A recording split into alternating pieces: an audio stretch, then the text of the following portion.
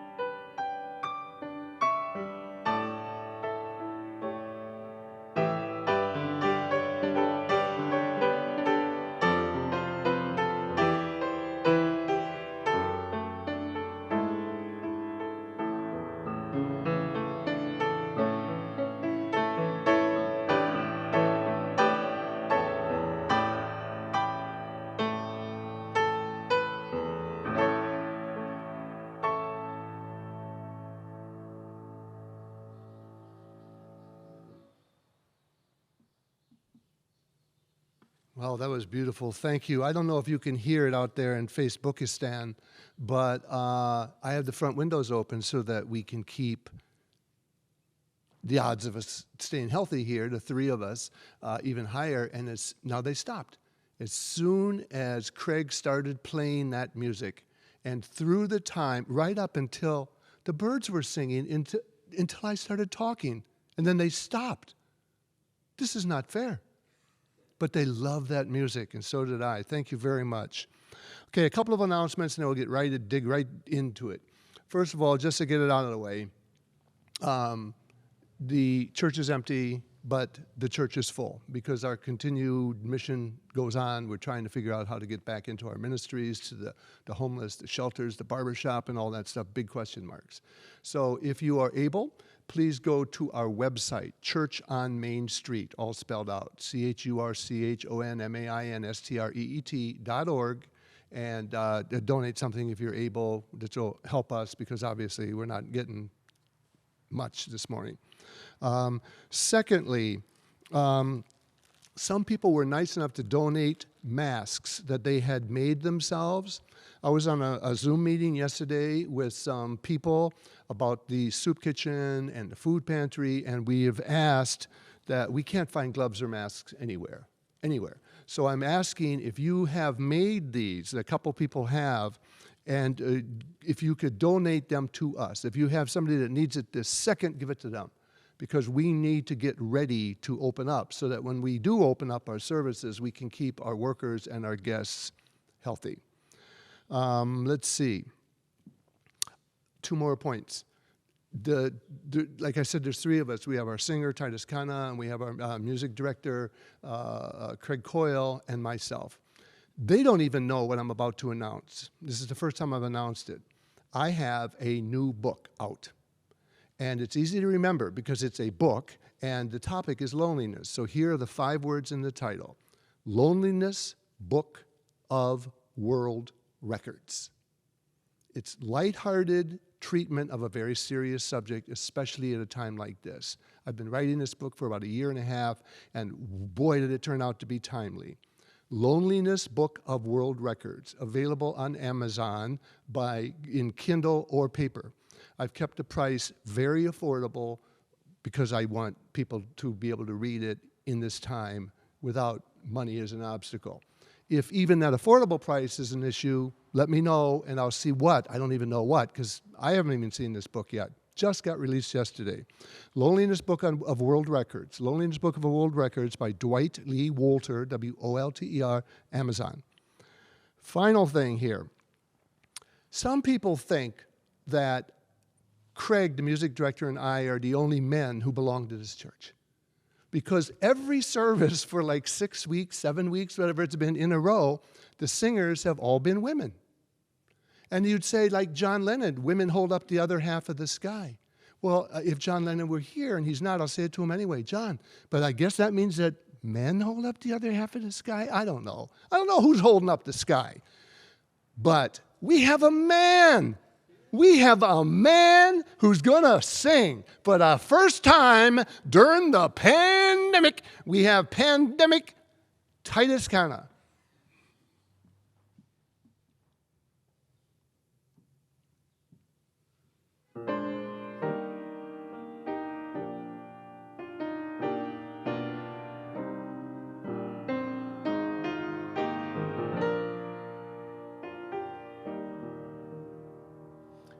This is my Father's world, and to my listening ears, all nature sings and round me rings the music of the spheres.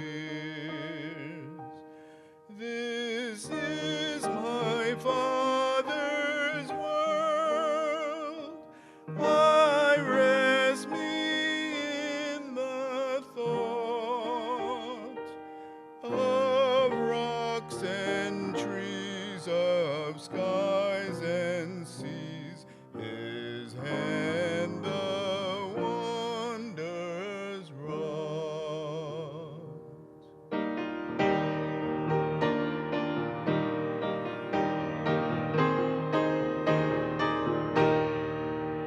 This is my Father's world. The birds their carols raise. The morning light, the lily white declare their Maker's praise. This is my Father's world. He shines in all that's fair. In the rustling grass I hear him pass. He speaks to me everywhere.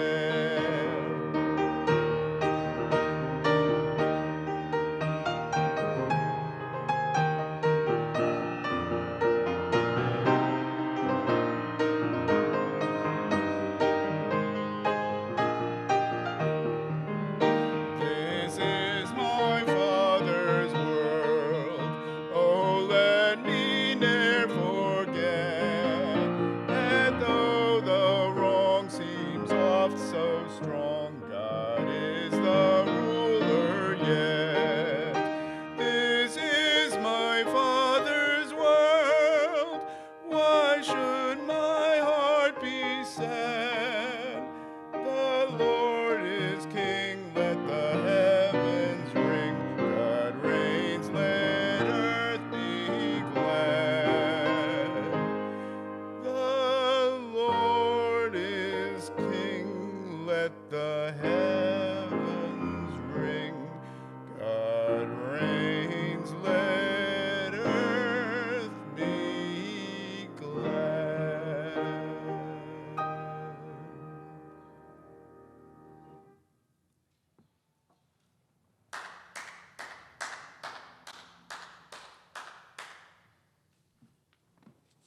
You could tell by that uproarious applause that that went over well. Like I said, the first man to sing during this 7 weeks. So I thought, hey, that's good. We'll have a man singing. Why not? And then he sings what? This is my Father's world. Okay, lay it on, baby. So here we are at the Congregational Church of Testosterone-Driven Pandemic. Okay. If what I'm doing now were a book instead of a sermon, what I am about to say would be the synopsis that would be on the back cover. This is the second in a series looking at the letters of the Apostle Paul, who once set out to literally persecute Christians whom he believed were screwing up Judaism.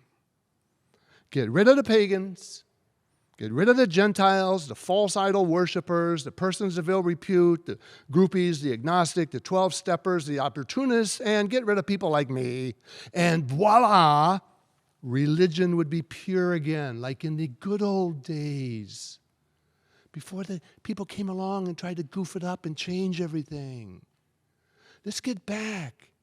Let's go back way, like Van Morrison would say, let's go back, way back. Let's go back to pre-pandemic times and do everything like we used to. And then, act like nothing happened. And then we'll be okay again. And Paul said,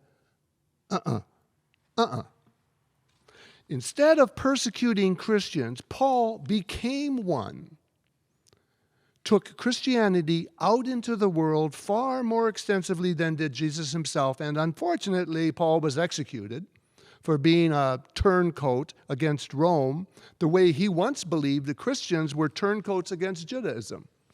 Wow. Karma. Or is that what we do to our leaders?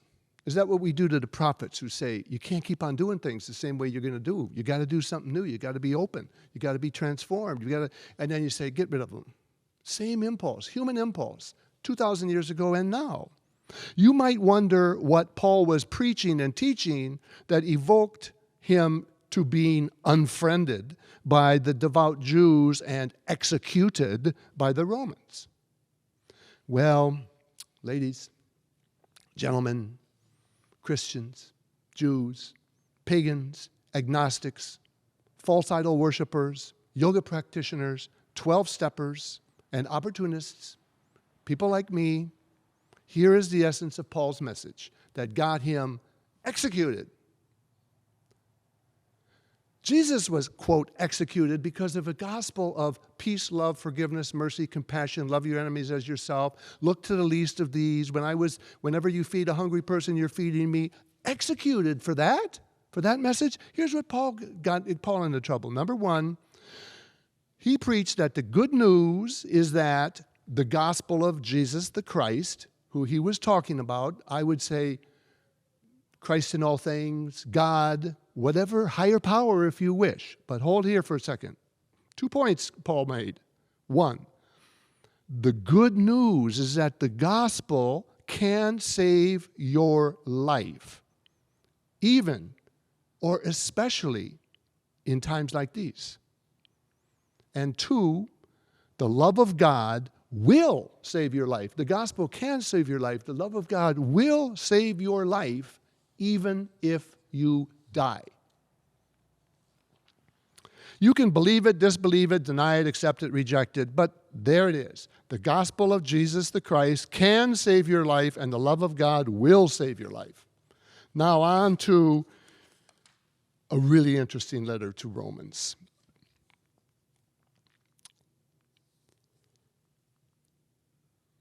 Where do I want to go here?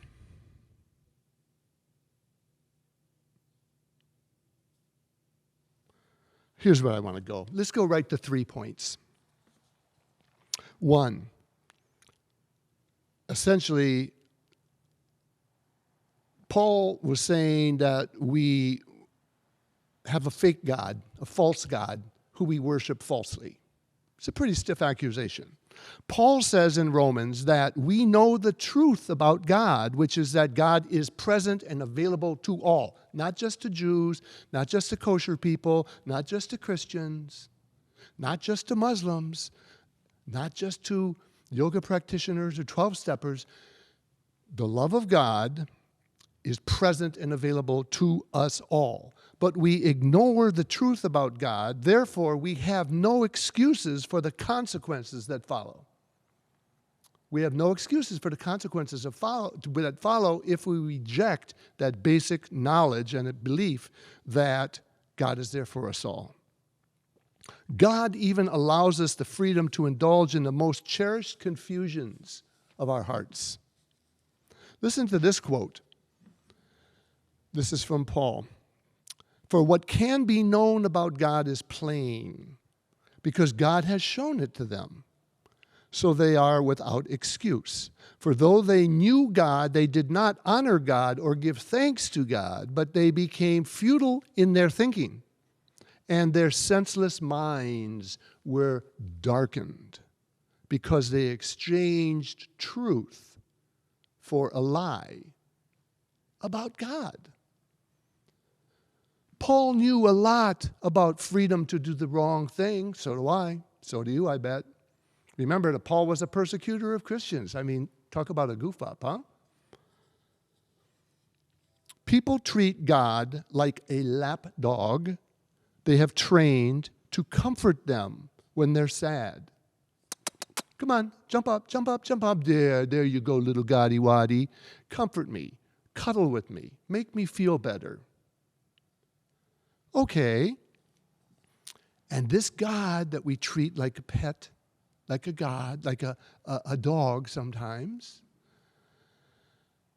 to comfort us when we're sad and to protect us when we're frightened. And then something like a pandemic comes along. And then the faith that we have in this God, I would say a shallow faith. Paul would say more harshly, a false faith, leaks like a boat. Where's God now? People say to me all the time, including now. How could God let a thing like this happen? And I can hear God and I can hear Paul saying, how can you allow a thing like this to happen? How can you and I allow, for example, nurses to go into IC units wearing shower curtains duct tape closed in the back? How can we allow that to happen? Paul says that we must break into a truer world, a true world. And Paul says that the only thing that will save the world from itself is an act of divine higher power which will transform our perceptions about God. If we can get God more right, more accurate, more realistic, more truthful, then things will begin to fall into place. Get right with God, and then you'll be getting right with yourself, and you'll be getting right with the people you love, the people you don't love, etc., etc. This act of God frees us to discover a new covenant in a new world in which we can worship God with a new, true sense of self. Some people would say, in the search ever since, looking for the authentic self. That's the point, first point. Second point, the inner conflict. I love this part. This is what got me into Christianity. I thought if Christianity is struggling with problems like this and have been doing so for 2,000 years, even if they haven't resolved them, even if they're hypocrites, at least they're asking these questions. So Paul, my second point is that there is an inner conflict.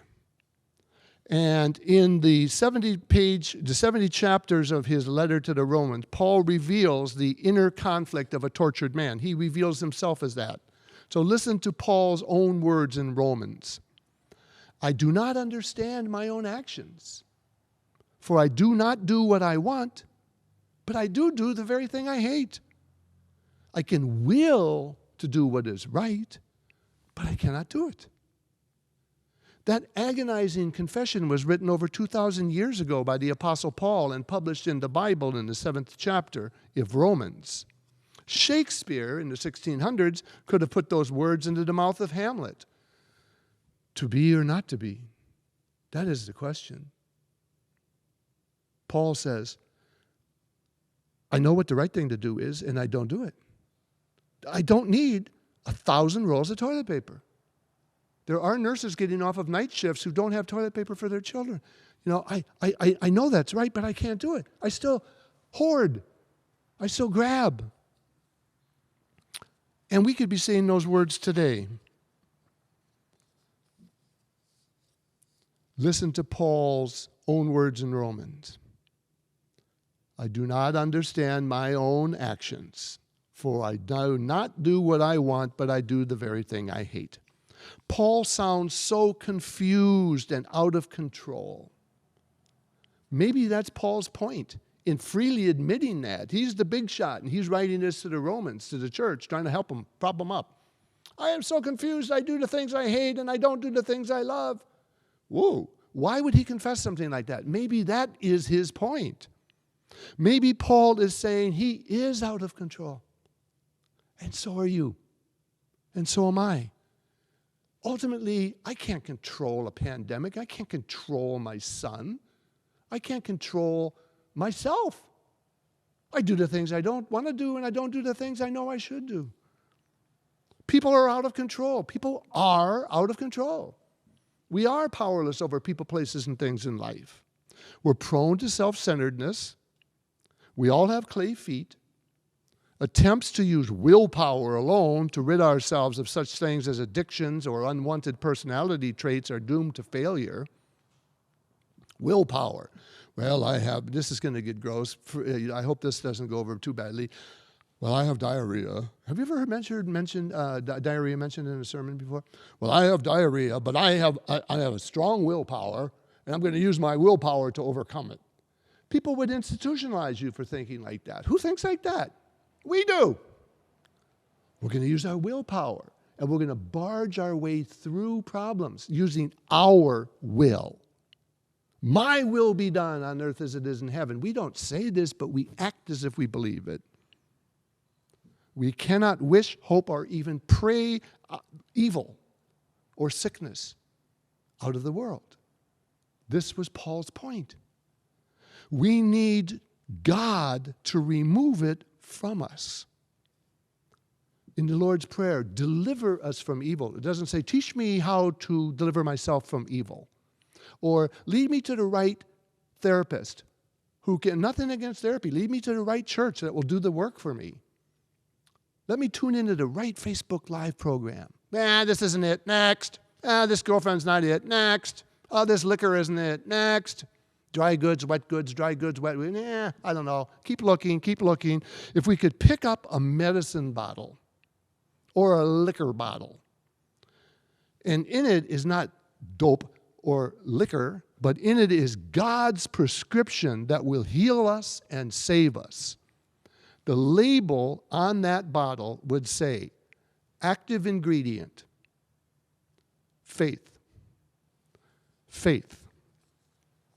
That's the second point about the inner conflict. The only way out of that inner conflict, that monkey mind, like the Buddhists would say, is thy will be done. Turning to God, turning to a higher power, an inner source.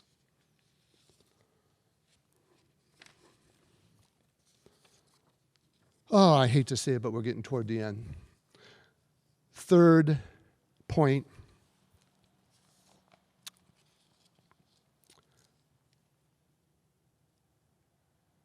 is the final theme from this letter to the Romans.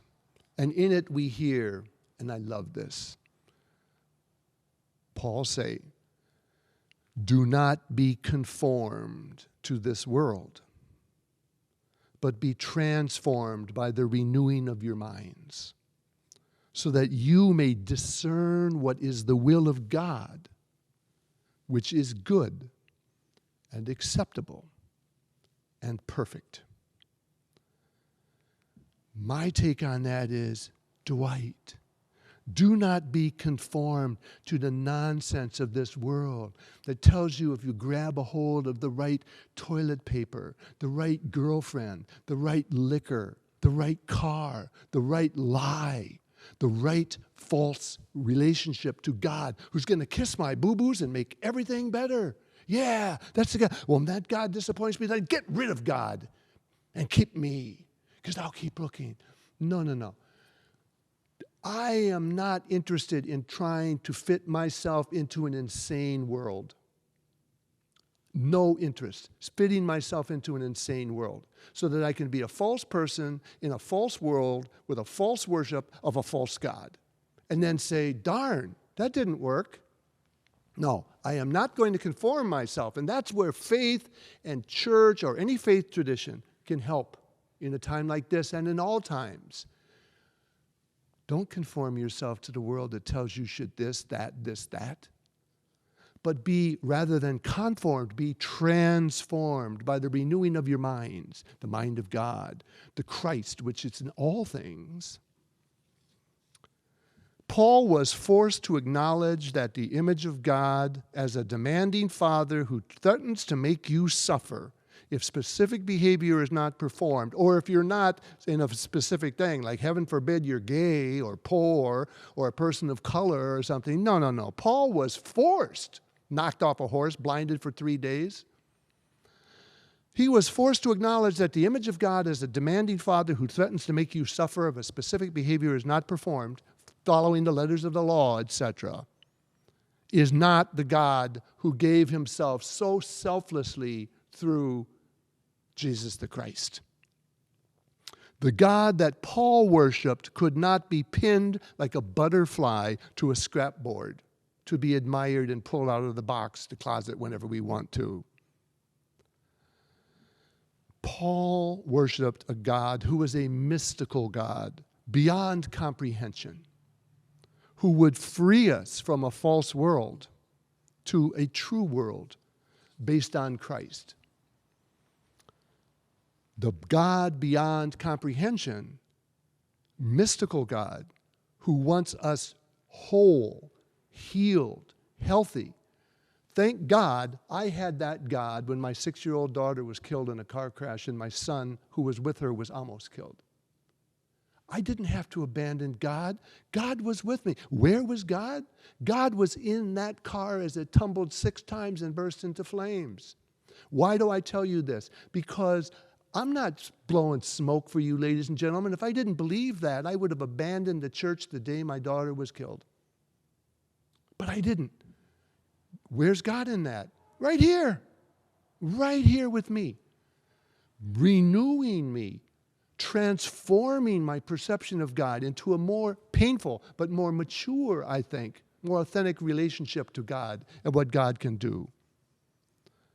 Our only required response is not faith that we save ourselves sexually until marriage, or that we don't be gay, or that we keep kosher. I don't believe that. I wouldn't mind it if I could slap a few rules on people and they'd shape up. The only required response to God, according to Paul, is faith.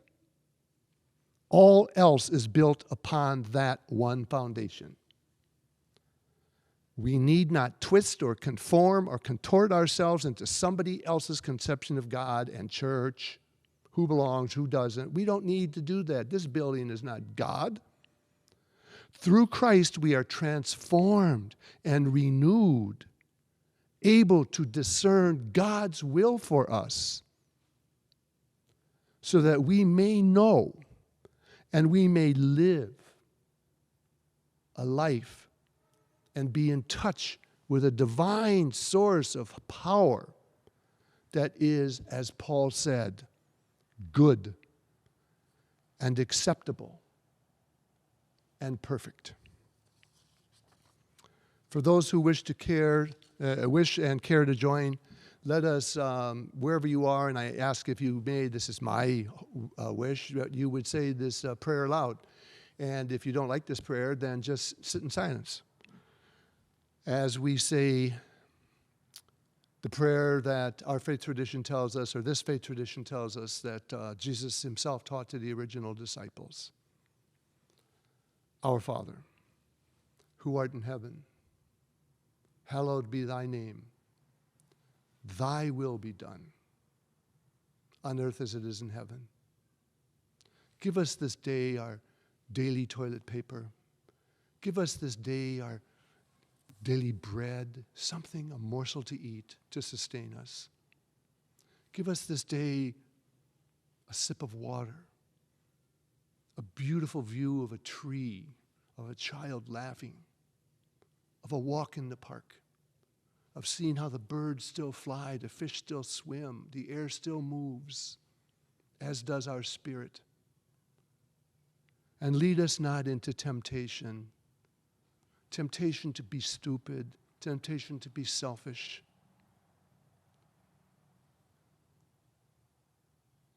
But deliver us from evil, because we can't deliver ourselves. For thine is the kingdom. God, yours is the power. You have, if anyone, the control in what we call your kingdom, your queendom, your domain, on earth as it is in heaven, on heaven as it is in earth. In the name of Jesus the Christ this morning, with gratitude, awe, and thanksgiving, we say, Amen.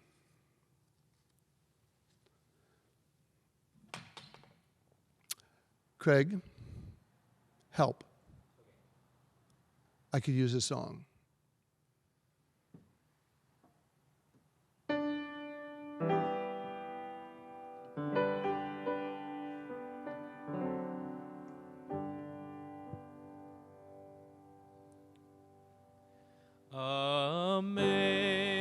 Amazing grace, how sweet the sound that saved a wretch like me. I once was lost, but now am found, was blind, but now I see. 'Twas grace that taught my heart to fear, and grace my fears relieved. How precious did that grace appear the hour I first believed. Through many dangers, toils, and snares, I have already come. 'Tis grace hath brought me safe thus far, and grace will lead me home. When we've been there 10,000 years, bright shining as the sun, we've no less days to sing God's praise than when we first begun.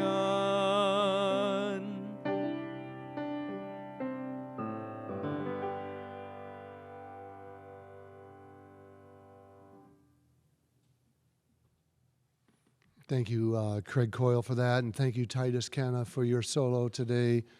Both of them were really, really beautiful, and music touches my, I'm a wordsmith, obviously, but you may not know, but I also dance my prayers, and both of these people know that that this is the most worthless podium ever made, and they also know that while they're singing, I'm dancing in the back. You know, I'm lonely. I'm lonely. And I'm glad to admit it. And I will not conform myself to a world that says that it's okay to talk about how angry you are, how envious you are, how addicted you are, how rich you are. that you've been in a lot of fights, that you're divorced, but heaven forbid somebody could say, I'm lonely, because people run from them as if they did something wrong. Came to the church for the first time in my life at the age of 34, and I was baptized at the age of 43. I took a long time to think about this. And I had a child I didn't know how to raise. I was doing my best. And I came to the church, and they took me in like a family member. It became my spiritual home. The height of my year is the candlelight service on Christmas Eve. And right now, it's all gone. And we're making do. But the faith remains, the hope, the love. And that's what we're connecting to.